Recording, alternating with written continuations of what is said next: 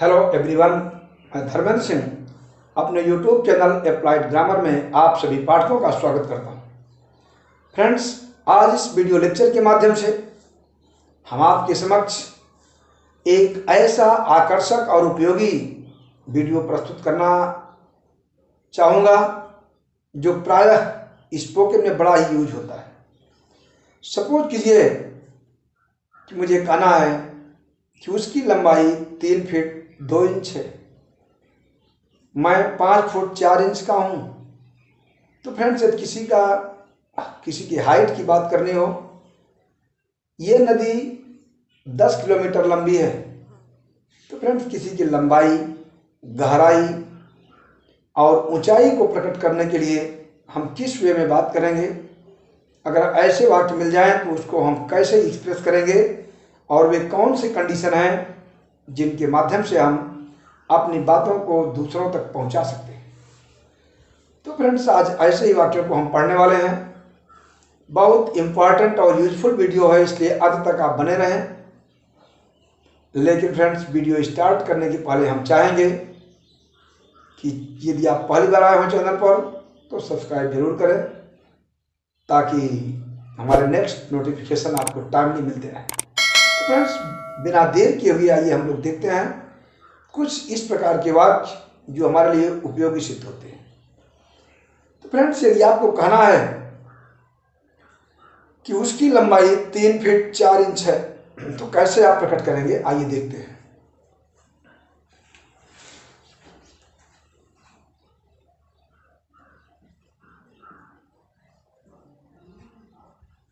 उसकी लंबाई, यदि मुझे कहना है कि उसकी लंबाई 5 फीट 4 इंच है,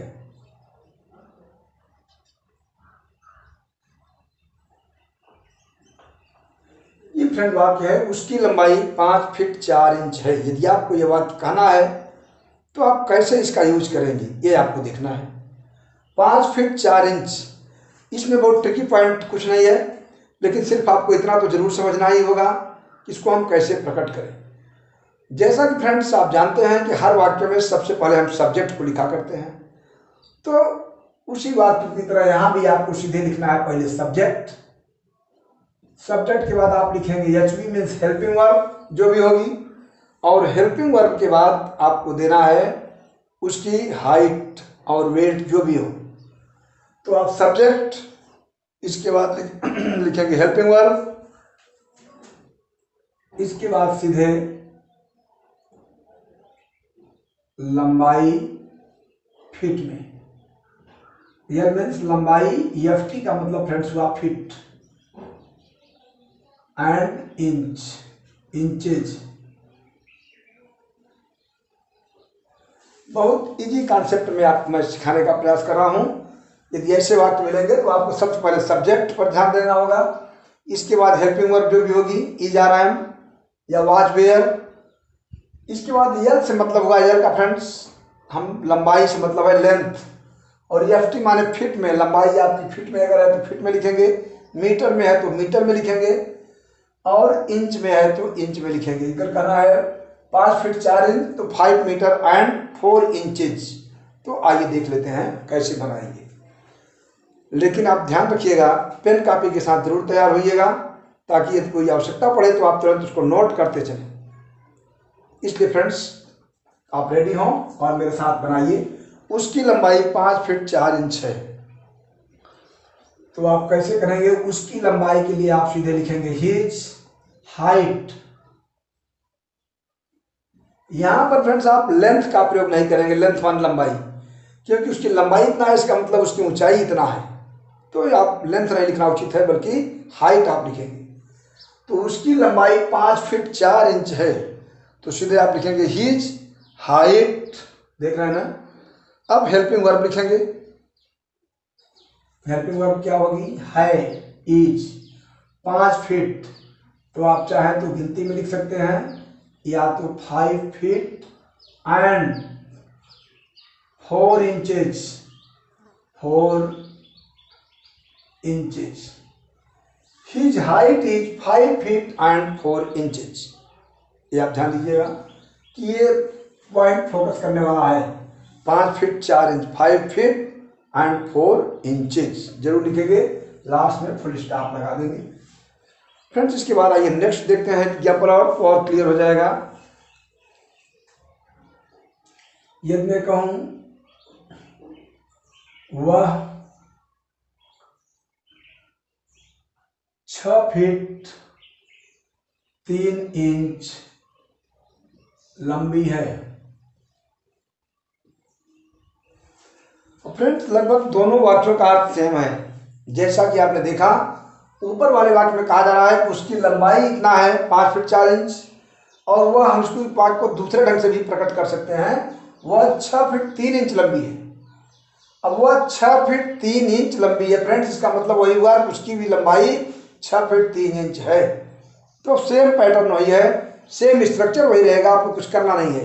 पहले आप लिखेंगे सब्जेक्ट। तो आइए देखते हैं सब्जेक्ट क्या है। वह लंबी है। फ्रेंड्स अगर लंबा है होता तो निश्चित रूप से मैस्कुलिन जेंडर यानी पुल्लिंग का बोध कराता, और यहाँ पर लंबी है यह वाक्य बता रहा है कि वह मैस्कुलिन नहीं बल्कि फेमिनिन जेंडर है, अर्थात पुल्लिंग नहीं बल्कि स्त्रीलिंग है। और जैसा कि आप जानते हैं कि स्त्रीलिंग में ही के स्थान पर सी का प्रयोग करेंगे। तो वह 6 फीट 3 इंच लंबी है, इसका मतलब सी इज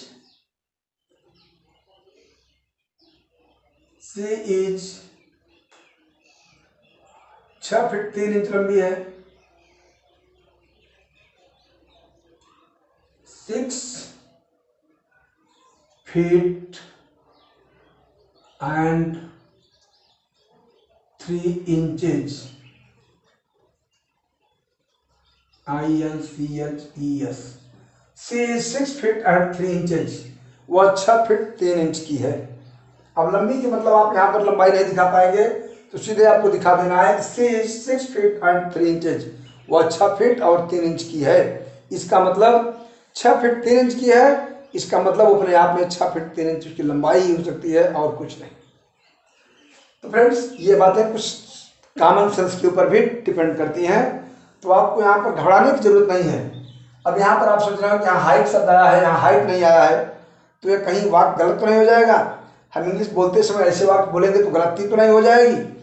तो फ्रेंड्स आपको घबराने की बिल्कुल जरूरत नहीं है। ऐसे वाक्यों के लिए सीधे आपको लिखना है सी, वह 6 फीट 3 इंच लंबी है, तो आप वाक्य सी इज 6 फीट एंड 3 इंचेस।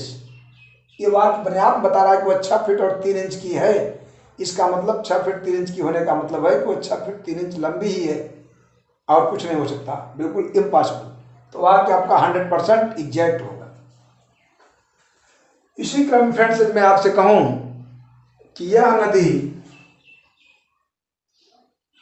नदी 10 किलोमीटर लंबी है। यह नदी 10 किलोमीटर लंबी है, तो आप इसको कैसे बनाएंगे? सीधे आप लिखेंगे यह नदी के लिए फ्रेंड्स लिखेंगे दिस रिवर इज। अब तो समझ रहे हैं, सब्जेक्ट हो गया दिस रिवर इज।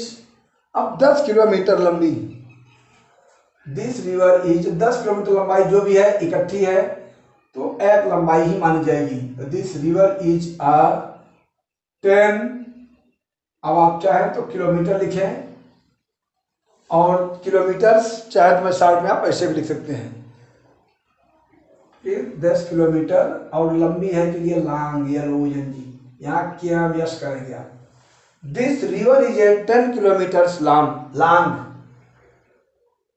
ये फ्रेंड्स लंबी शब्द न भी होता यदि होता कि यह नदी 15 किलोमीटर लंबी है, यह नदी 15 किलोमीटर की है, इसका मतलब इस नदी की लंबाई 15 किलोमीटर है।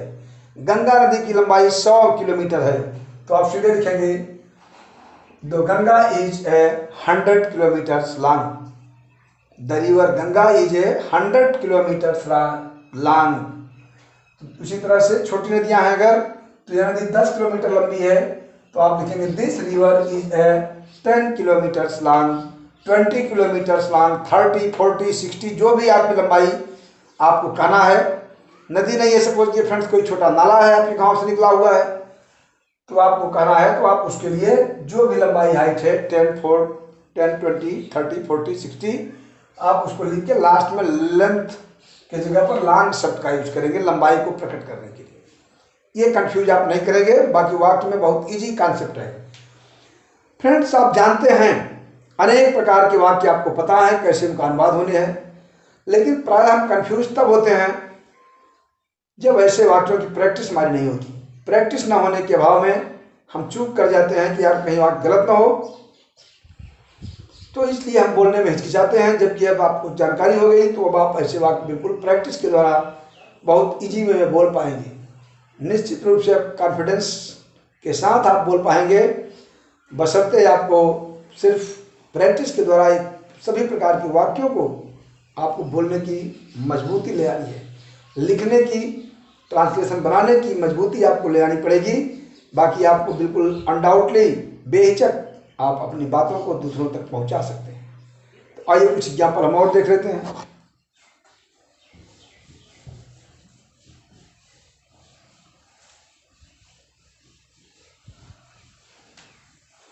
फ्रेंड्स, बड़े इजी कॉन्सेप्ट हैं। हम चाहेंगे कि आप इन वाक्यों को जरूर देखें और प्रैक्टिस करें, ताकि प्रैक्टिस के माध्यम से आपको कहीं ये फीलिंग ना हो कि हमारे वाक्य गलत हो रहे हैं, ये आप महसूस न करें। ये मैं कहूँ यह चारदीवारी 20 फीट ऊंची है।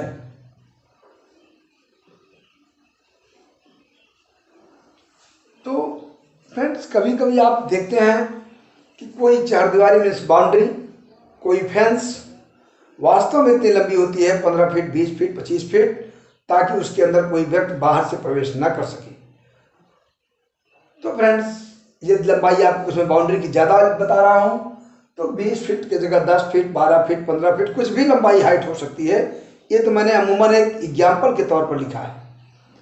मेरा मतलब ये नहीं कि आप कमेंट शुरू करें कि बाउंड्री यार इतने फिट नहीं होती, इतना होना चाहिए, इससे मतलब नहीं है। मेरा मतलब आपको वाक्य सिखाने का है।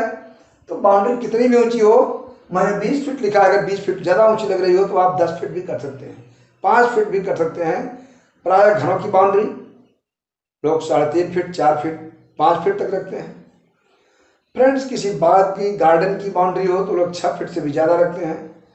और किसी ऐसा उसमें वैल्यूएबल चीज़ अगर है तो उसकी लंबाई 8 फीट, 10 फीट भी रखते हैं। जैसे जेल की बाउंड्री है, जेल की चारदीवारी को लगभग हमको लगता है कि काफ़ी ऊंची होती है, 20 फीट से कम नहीं होती, ताकि कोई भी कैदी बाउंड्री को क्रॉस करके भाग न सके। तो फिलहाल फ्रेंड्स, मैं सिर्फ इतना ही कहना चाहूँगा कि कमेंट से बाहर है।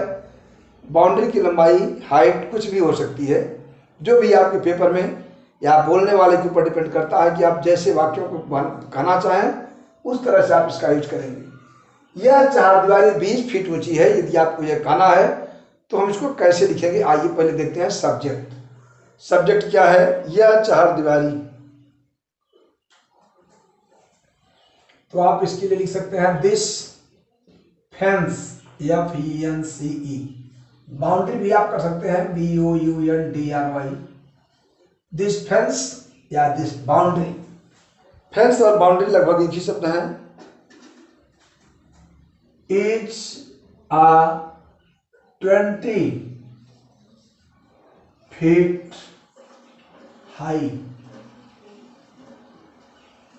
This fence, this boundary is at 20 feet high।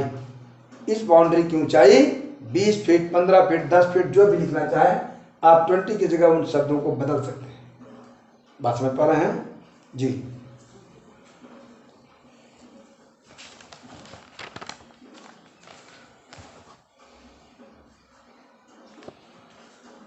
Friends, इस ढंग से ऐसे वाक्यों को आप बड़े इजी कॉन्सेप्ट में बेहिचक बना करके बोल सकते हैं, प्रैक्टिस कर सकते हैं। इसी वाक्य से मैं आपको एक उदाहरण दूं होमवर्क के तौर पर, तो आप लिखें, नोट कर लीजिए कि इस छत की लंबाई या इस कमरे की लंबाई 10 फीट है, 12 फीट है। इस कमरे की लंबाई 10 फीट है, आप नोट कर लें फ्रेंड्स। इसको मैं चाहूँगा कि आप ट्रांसलेशन बनाइए और इसी प्रकार से अनेक वाक्य जो आपके जीवन में उपयोगी हों उन्हें भी प्रैक्टिस करें। और आप पसंद आने पर कमेंट जरूर करें ताकि हमें भी ये लगे कि आपको इसका कुछ यूज समझ में आ रहा है। फ्रेंड्स, ट्रांसलेशन जरूर बनाएं, अपने मित्रों को, शुभचिंतकों को अधिक से अधिक शेयर करें ताकि इसका लाभ अन्य लोगों तक भी पहुंचे। फ्रेंड्स, वीडियो को पढ़ने, देखने और शेयर करने के लिए आप सभी पाठकों को बहुत बहुत धन्यवाद। फिर हम मिलते हैं एक नेक्स्ट टॉपिक में नेक्स्ट डे। तब तक के लिए थैंक्स।